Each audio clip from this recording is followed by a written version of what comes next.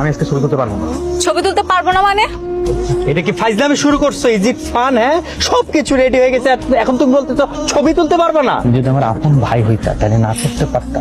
এই কোম্পানি আমার একার কোম্পানি না, এটা তোমার নিজেরও কোম্পানি। কি এখন কেমন লাগছে?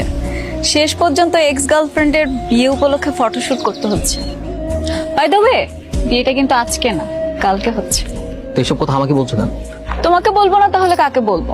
আমার এক্স বয়ফ্রেন্ড বলে কথা। কিভাবে পোজ দিয়ে ছবি তুলবো সেটা বলবেন না? কেমন ফটোগ্রাফার আপনি? তুমি একটা কাজ করো, আমার কোমরে হাত দিয়ে ছবি তুলো। এইভাবে ছবি ভালো উঠবে না, আপনারা পোস্ট চেঞ্জ করে আমি এই পোজে ছবি তুলতে পারবো না। আমাদের ইচ্ছে আমরা এভাবে ছবি তুলছি, আপনি কিছু ছবি তুলুন।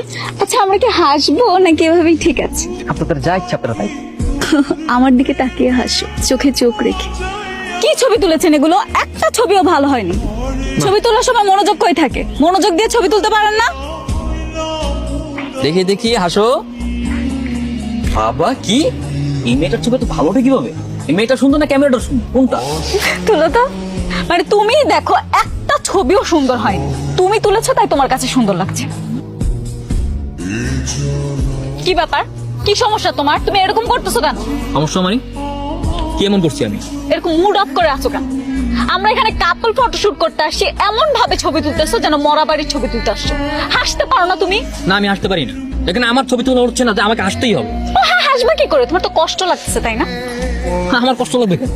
আমার কোনো কষ্ট নাই, আমি এখানে আমার প্রফেশনাল কাজে আসছি, আমার কষ্ট লাগার কি আছে এখানে? এক্স গার্লফ্রেন্ডের বিয়ে ঠিক হয়ে গেছে, সে আরেকজনের সাথে ছবি তুলতেছে, তোমার তো কষ্ট লাগবে। এতই যখন কষ্ট লাগতেছে তাহলে ব্রেকআপ কেন